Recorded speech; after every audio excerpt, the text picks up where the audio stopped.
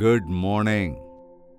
இது உயிர்த்தெழுதலின் தினம், ஞாயிற்றுக்கிழமை, ஓய்வு நாள். வாருங்கள், நம்முடைய ஆண்டவர் ஜீவன் உள்ளவர் என்று. ஆனால் நம் ஆண்டவர் நேற்றும் இன்றும் என்றென்றும் மாறாதவராயிருக்கிறார். இதோ மரித்தேன், ஆனாலும் உயிரோடு இருக்கிறேன் என்று சொன்ன ஆண்டவரை ஒவ்வொரு நாளும் ஒவ்வொரு கணப்பொழுதும் நாம் ஆராதிக்க வேண்டும்.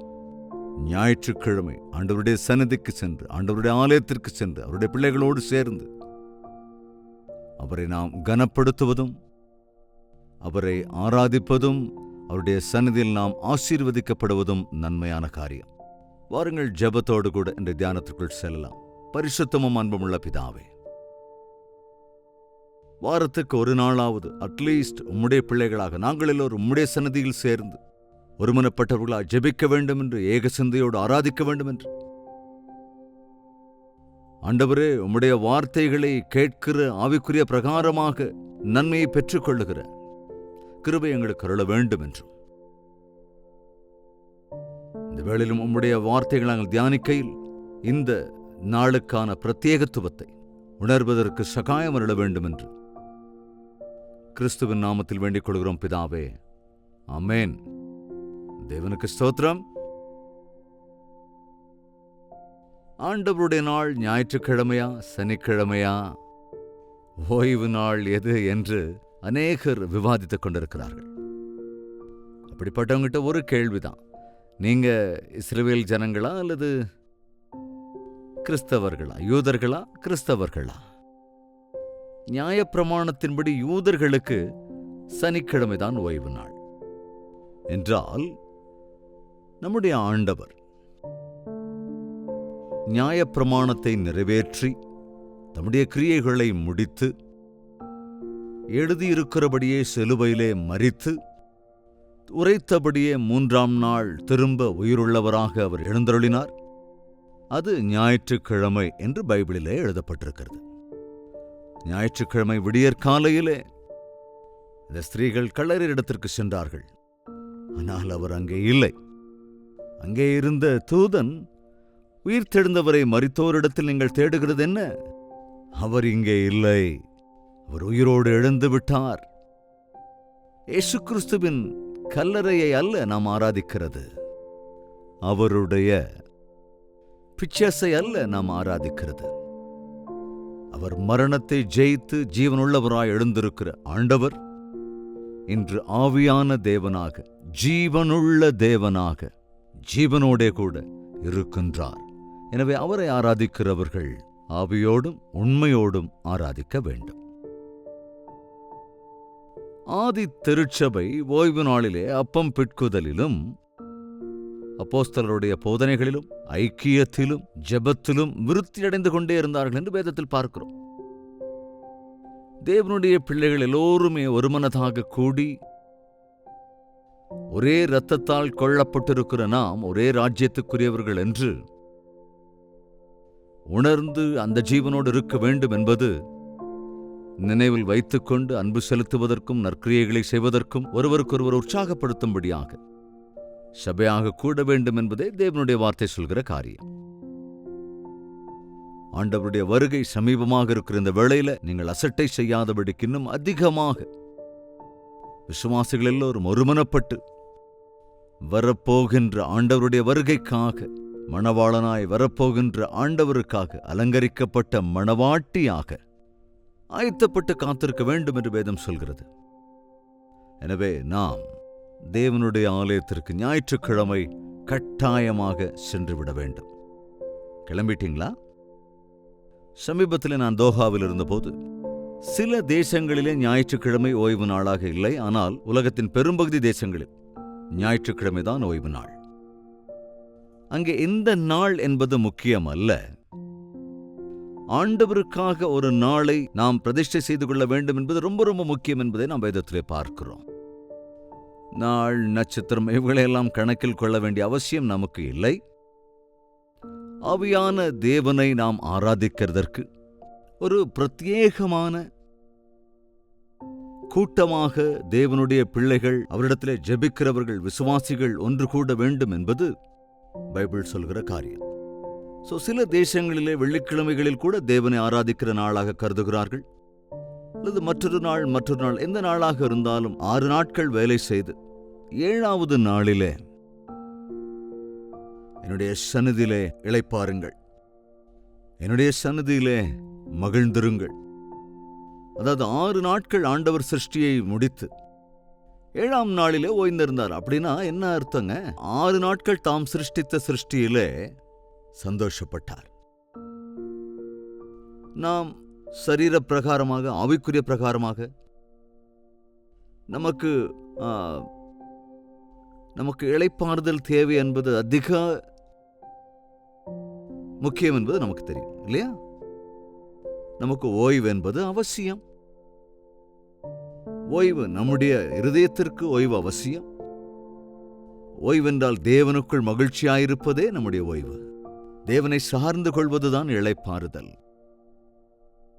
களைத்து போயிருக்கிற பிள்ளை எப்படி தன்னுடைய தாயின் மடியில இளைப்பாறுவானோ அதுபோல 6 நாட்கள் அந்த வேலை இந்த வேலை, அப்படி விதவிதமான வேலைகளில களைத்து போகிற நாம் ஆண்டவருடைய அரவணைப்புக்குள் வந்து நாம் அவரிடத்துல நம்முடைய பாடுகளெல்லாம் பகிர்ந்து கொள்வதற்கு, அவருக்குள் இருக்கிற மகிழ்ச்சியை, இளைப்பாறுதலை, ஆறுதலை, தைரியத்தை, ஆதரவை பெற்றுக்கொள்வதற்கு அவருடைய சன்னதியில் ஒரு நாளை கழிப்பது நமக்கு மேன்மையானதல்லவா?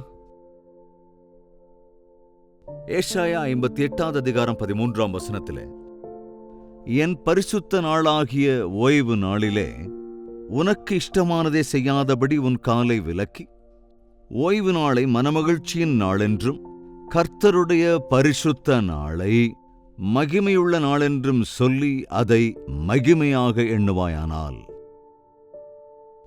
ஆண்டவருடைய நாள் எவ்வளவு அற்புதம் எழுதப்பட்டிருக்குது பாருங்க. ஆண்டவருடைய நாள் மகிழ்ச்சியான நாள், அது பரிசுத்தமாக்கப்பட்ட நாள், அது ஆண்டவரோடு செலவிடுகிற நாள், அது மனமகிழ்ச்சியின் நாள். அதாவது அந்த நாளை நாம் எவ்வளவோ, அதாவது ஒரு மனமகிழ்ச்சியான ஒரு நந்தவனத்துக்குள்ள போனா மனசு எவ்வளவு சந்தோஷமா இருக்குமோ. ஏதாவது எங்கேயாவது நம்ம கண்ணுக்கு அழகான காட்சிகளை பார்க்கும்போது அப்பா எவ்வளவு அழகா இருக்கு, எவ்வளவு ரம்மியமா இருக்கு.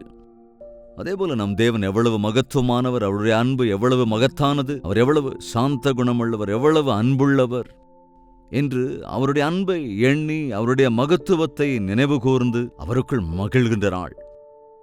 இவ்வளவு மகத்துவமான தேவனுக்கு என்னை நான் அர்ப்பணித்திருக்கிறேன் என்று மீண்டும் ஒருவிசை நான் இவருக்குரியவன், பரலோகத்திற்குரியவன், ஆண்டவருடைய பிள்ளை நான் என்று உன்னில் நீயே நினைவு கூர்ந்து உன்னை அவருக்கு அர்ப்பணிக்கின்ற நாள். இந்த உலகம்தான் நிரந்தரம் என்று வாழ்ந்து கொண்டிருக்கின்றவன் குறைந்தபட்சம் வாரத்திற்கு ஒரு நாளிலாவது நான் இந்த உலகத்தை சார்ந்தவன் அல்ல, அதனால்தான் என்னால் இதற்குள் இருக்க முடிவதில்லை. லோத்து, நல்லா கவனிங்க, வேதம் சொல்லுது லோத்து நீதிமான் என்றுதான் அழைக்கப்பட்டான். கவனிங்க, ஆபிரகாமோடு இருக்கிற வரைக்கும் மிகவும் நீதி உள்ளவனாகத்தான் அவன் இருந்தான், நீதியை கற்றுக்கொண்டான், நீதிமானாகத்தான் இருந்தான். ஆனால் எப்பொழுது தான் சோதோம் கொமோராவுக்கு போனானோ அங்கே அவர்கள் செய்கைகளை கவனிக்கிற போது, அவர்கள் செய்கிற வேலையை பார்க்கிற போது லோத்து நீதிமானாக இருந்தான். ஆனால் அங்கிருந்த ஜனங்களின் செய்கைகளை பார்த்தபோதோ அவருடைய இருதயத்தில் மிகுந்த வேதனை உண்டாயிற்று, மிகுந்த துக்கம் உண்டாயிற்று. இதுல கவலைக்குரிய விஷயம், திரும்ப அங்கிருந்து ஆபிரகாமிட்ட வரவே இல்லை. நீ விசுவாசியான பிறகு அவிசுவாசிகளோடு சந்தோஷமா இருக்க முடியாது. நீ ரட்சிக்கப்பட்ட பிறகு பரிசுத்தமற்ற காரியங்கள்ல மனப்பூர்வமா இறங்க முடியாது. பாருங்க, அநேக வேளைகள் நம்முடைய மனசாட்சியை நாம வேதனைக்குட்படுத்துறோமே தவிர தேவ சந்நிதிக்கு சென்று நம்முடைய மனசாட்சியை சரி செய்து கொள்ள வேண்டும் என்கிற ஆசை இல்லாதவங்களா இருக்கும். ஒவ்வொரு வாரமும் அட்லீஸ்ட் ஒரு நாளாவது தேவ சந்நிதிக்கு சென்று நம்முடைய மனசாட்சியை கெடுத்துக் கொண்டிருக்கிற விஷயங்களை, நம்முடைய மனசாட்சியை வேதனைக்குட்படுத்துகிற காரியங்களை சரி செய்து கொள்வதற்கு, அவற்றை கழுவிக்கொள்வதற்கு, இனிமேல் உண்மையாக உமக்காக வாழ்வேன் என்று ஒரு உடன்படிக்கை செய்து கொள்வதற்கு, அது மனமகிழ்ச்சியான நாள், கனமுள்ள நாள், அது மகிழ்வான நாள். ஒரு கல்யாண நாளை பாருங்க, எவ்வளவு சந்தோஷமானதை நாம் ஆசரிக்கிறோம். திருமணம் என்றால் விவாகம் எல்லா விஷயத்தை காட்டிலும் கனமுள்ளது என்று வேதம் சொல்கிறது. எல்லா விஷயங்களை காட்டிலும் விவாகம் என்பது விலையேற பெற்றது. நாட்களிலே கவனிங்க, தேவனை எதிர்கொள்ளுகிற அந்த நாள், நாம் தேவனை சந்திக்கிற அந்த நாள், ஆண்டவர், அதாவது ஆண்டவரோடு கூட ஐக்கியப்படுகிற நாள் ஆண்டவருடைய நாள் என்பதை நாம் நினைவு கூற வேண்டும். நான் என்னை காண்பித்துக் கொள்வதற்காக ஆலயத்திற்கு செல்கிறேன் என்றால் யாருக்கு காண்பித்துக் கொள்வதற்கு? பாஸ்டருக்கு காண்பிக்கிறதுக்கா அல்லது பாஸ்டர் ஜனங்களை பார்க்கறதுக்கா? அல்ல, நாம் எல்லோரும் சேர்ந்து நமக்காக ஜீவனையே தந்த ஆண்டவருக்கு முன் நம்மை நாமே காண்பித்துக் கொள்வதற்காக செல்கிறோம். அவர் நம்மை பார்த்து நம்ம மீது பிரியப்படும் வகையில், நம்மை கண்டு மகிழ்கிற விதத்தில், அவர் எதிர்பார்க்கிற விதத்திலே நாம் ஆயத்தமாகி அவரை நாம் எதிர்கொள்ள வேண்டும் என்பதை நினைவில் கொள்ள வேண்டும். வெளியரங்கமான வேஷமோ நடத்தியோ அல்ல, ஒயிட் ட்ரெஸ் போட்டுட்டெல்லாம் போறது பத்தாதுங்க. மனிதன் வெளியரங்கமாய் பார்க்கிறானே தவிர, வெளிப்புற தோற்றத்தை பார்ப்பானே தவிர, தேவன் நம்முடைய இருதயத்தை காண்கிறவர். நாம் அவருக்கு முன்பு காணப்பட வேண்டும் என்கிற ஒரு கனமுள்ள நாளாக நான் இன்று என் தேவனுக்கு முன்பு நிற்க வேண்டும். என்னை நான் பிரதிஷ்டை செய்து கொள்ள வேண்டும். அவருடைய மகிழ்ச்சிக்குரிய காரியங்களை, அவருடைய மகிழ்ச்சியை, அவருடைய மகிமையை கண்டு மகிழ வேண்டும் என்கின்ற ஆசை ஆண்டவருடைய நாளிலே நமக்கு உண்டாக வேண்டும். அதை விட்டு வேறு மாதிரி இருக்கக்கூடாது. வேதத்தில் பார்த்தோம்ல, உன் வழிகளின்படி நடவாமலும் உனக்கு இஷ்டமானதை செய்யாமலும் உன் சொந்த பேச்சை பேசாமலும் இருந்து. ஏன் தேவனுடைய ஆலயத்துக்கு இன்னைக்கு போகல? இல்லை, எனக்கு இஷ்டமான சில வேலைகள் இருந்தது, அல்லது வியாபார விஷயங்கள் இருந்தது, அல்லது வேலை நிமித்தமாக போக முடியல. இன்னைக்கு என்னமோ கொஞ்சம் டயர்டா இருக்கு, தூங்கணும் போல இருக்கு. இப்படி இந்த உலகத்தில் அநேக காரியங்களுக்காக அநேக இஷ்டம் இருக்கு. கர்த்தருடைய நாளிலே உனக்கு இஷ்டமானவைகளை செய்யாத, இஷ்டமானது அன்னைக்கு தான் சமைச்சு சாப்பிடணும்னு ஆலயத்துக்கு போகாம இருந்தா எப்படிங்க? பிரியமுள்ள உறவினர் வீட்டுக்கு போறதுக்கு, பிரியமுள்ள இடங்களுக்கு போறதுக்கு, ஹாலிடேங்கிறதால சண்டே தான் போக முடியும்னு நினைச்சா அது எவ்வளவு அஞ்ஞானம். உனக்கு இஷ்டமானதை செய்யாத, தேவனுக்கு இஷ்டமானது செய் அவருடைய நாள்ல. அன்னைக்கு உன்னுடைய வேலைகள்லாம் செய்ய. 6 நாள் கஷ்டப்படு, நல்லா சம்பாதிச்சுக்கோ. 7ஆம் நாளில உன்னுடைய ஆவியை பலப்படுத்திக்கொள். உன் சொந்த பேச்சை பேசாமல் இருந்து.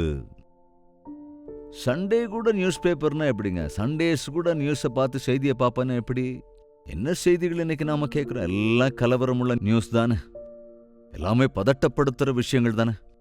இந்த உலக செய்தி, அங்க அப்படி நடந்துச்சு, இங்க எப்படி நடந்துச்சு, அங்க எப்படி நடந்தது, இங்க எப்படி நடந்தது, இப்படி என்னென்னமோ கேட்கிறோம். உனக்கு என்ன நடந்ததுன்னு பார்க்கணும்ல. எங்க எது நடந்தாலும் உன்னை காப்பாற்றுகிற ஆண்டவர் உனக்கு இருக்கிற போது நீ எவ்வளவு பத்திரமா இருக்கங்கிறத நீ உணர்ந்து கொள்ளணுமே தவிர, உலக செய்திகளை பார்த்துக்கிட்டு, உலக பேச்சு பேச்சுக்கிட்டு, என்னங்க சண்டே பார்த்து வியாபாரத்துக்கு போகணும், அங்கே போகணும், இன்னும் வேற எங்கே எது கிடைக்கும், எங்கே நல்ல துணி எடுக்கலாம், எங்கே இன்னைக்கு போய் நல்ல உணவு சாப்பிடலாம், விதவிதமாக சமைச்சு எங்கே கிடைக்கும் அப்படிங்கிற மாதிரி மனுஷன் சண்டே வந்துட்டாலே பார்ட்டின்னு, பிக்னிக்ஸ்ன்னு, ஃபங்க்ஷன்னு அங்கே இங்கே ஓடுறாங்க. ஆனால் நீயும் நானும் தேவனுடைய பிள்ளைகளானதற்கு பிறகு நமக்கு பண்டிகை, நமக்கு பிக்னிக், நம்முடைய மனதிற்கு மகிழ்ச்சி தருகிற இடம் எது, நேரம் எது? நமக்கு கனமானது, விலையேற பெற்றது ஆண்டவருடைய சந்நிதி தான். தேவனுடைய ஆலயத்திற்கு சென்று தேவனுடைய பிள்ளைகளோடு சேர்ந்து ஆராதிக்கிற போது அது எவ்வளவு பெரிய ஆசீர்வாதமாக இருக்கிறது. உன் சொந்த பேச்சை பேசாமலும் இருந்து ஓய்வு நாளை மனமகிழ்ச்சியின் நாள் என்றும், கர்த்தருடைய பரிசுத்த நாளை மகிமையுள்ள நாள் என்றும். கவனிங்க, ஓய்வு நாளை மனமகிழ்ச்சி நாள் என்றும், கர்த்தருடைய பரிசுத்த நாளை மகிமையுள்ள நாள் என்றும் சொல்லி அதை மகிமையாக எண்ணுவாயானால், உன் இஷ்டப்படி செய்யாமல் அதை மகிமையான நாளாக எண்ணுவாயானால், அப்பொழுது நீ கர்த்தரில் மனமகிழ்ச்சியாயிருப்பாய். பூமியின் உயர்ந்த இடங்களில் உன்னை ஏறி இருக்கும்படி செய்வேன். வாவ்! என்னை கனப்படுத்துகிறவர்களை கனப்படுத்துவேன் என்று சொன்ன ஆண்டவர். நீ தேவனுக்காக எதையோ இழந்து போகிறாய் என்று நினைத்துக் கொண்டிருக்கலாம். ஆனால் அதற்கு 100 மடங்கு அதிகமாக தேவன் உன்னை ஆசீர்வதிக்க காத்திருக்கிறார். உலகத்தில் எங்கேயோ சந்தோஷத்துக்காக, சமாதானத்துக்காக, ரிலாக்ஸேஷனுக்காக தேடிக்கொண்டிருக்கிறாய். ஆனால் தேவனுடைய சந்நிதியில் அதற்கு 100 மடங்கு ஆசீர்வாதத்தை நீ பெற்றுக்கொள்ளப் போகிறாய். தேவனாகிய கர்த்தருடைய பரிசுத்த நாளிலே நமக்கு இஷ்டமானபடி செய்யாமல், நம் மனம் போன போக்கிலே போகாமல், சொந்த கதை பேசாமல் தேவாலயத்திற்கு சென்று, இது மகிழ்ச்சியான நாள், பரிசுத்த நாள் என்று, இது தேவனாகிய கர்த்தருடைய பரிசுத்த நாள் என்று நீ ஆசரிப்பாய் என்றால், தேவன் திட்டவட்டமாக சொல்லுகிறார், பூமியிலே இருக்கிற உன்னதமான இடங்களில், தேசத்தின் உன்னதமான ஸ்தானத்திலே உன்னை உயர்த்துவேன் என்கிறார். Promotion cometh from above. தேவன் உயர்த்தினால் அது ஒரு அற்புதமான உயர்வு. நீ எவ்வளவுதான் போராடி ஓடி ஓடி எவ்வளவு சம்பாதிச்சாலும் அந்த சம்பாத்தியத்தை விட, அந்த ஸ்தானத்தை விட தேவனாகிய கர்த்தரனை உயர்த்தும் போது ஒருவராலும் இறக்க முடியாது. அவர் ஆசீர்வதித்தால் அது நிரந்தரமான ஆசீர்வாதமாயிருக்கும். எனவே ஆண்டவரை கனப்படுத்தி அவரால் நாமும் கனப்படுத்தப்படலாம். ஜெபிக்கலாமா? பரிசுத்தமும் அன்பும் நிறைந்த பிதாவே, நன்றி ராஜா. உம்முடைய ஓய்வு நாளில் உம்முடைய ஆலயத்தில் இருக்க வேண்டும் என்று நாங்கள் மறவாமல் உம்முடைய சந்நிதியிலே பெயர்பட்ட ஆசீர்வாதங்கள் உண்டு என்பதை உணர்ந்து கொண்ட ஆண்டவரே, இந்த நாள் எங்கள் பிரதிஷ்டை நாளாக, மகிழ்ச்சியின் நாளாக, கனமான நாளாக உம்முடைய நாளை ஆசரிக்கிறதற்கும், உம்முடைய பிள்ளைகளோடு சேர்ந்து ஐக்கியப்பட்டு ஆண்டவரே உம்மை ஆராதிக்கிறதற்கும், உம்முடைய சந்நிதியில் ஆவியோடும் உண்மையோடும் உம்மை ஆராதிக்கிறதற்கும் எங்கள் ஒவ்வொருவருக்கும் நீ சகாயம் அருள வேண்டும் என்று கிறிஸ்துவின் நாமத்தில் வேண்டிக் கொள்கிறோம் பிதாவே. ஆமென். நம்முடைய கர்த்தராகிய இயேசு கிறிஸ்துவினுடைய கிருபையும் பிதாவாகிய தேவனுடைய அன்பும் பரிசுத்தாவின் அந்யோன்ய ஐக்கியமும் சந்தோஷமும் சமாதானமும் நம் அனைவரோடும் என்றும் என்றும் சதா காலங்களிலும் தங்கி தரித்திருப்பதாக. ஆமென். தேவனுக்கு ஸ்தோத்திரம். உங்கள் ஜெப தேவைகளை 8939801234 என்ற நம்பருக்கு ஒரு டெக்ஸ்ட் அல்லது வாய்ஸ் மெசேஜ் மூலமாக வாட்ஸ்அப்பில் அனுப்பி தெரிவியுங்கள். உங்களுடைய ஆலயத்திற்கு சென்று வாருங்கள், தேவனை ஆராதியுங்கள். தேவனுக்கு சித்தமானால் நாளை இதே நேரம் இதே அனுதின தியானத்தில் நாம் மீண்டும் சந்திக்கலாம். அதுவரைக்கும் தேவாதி தேவனுடைய மகா கிருபை உங்களுக்கு துணையாயிருப்பதாக.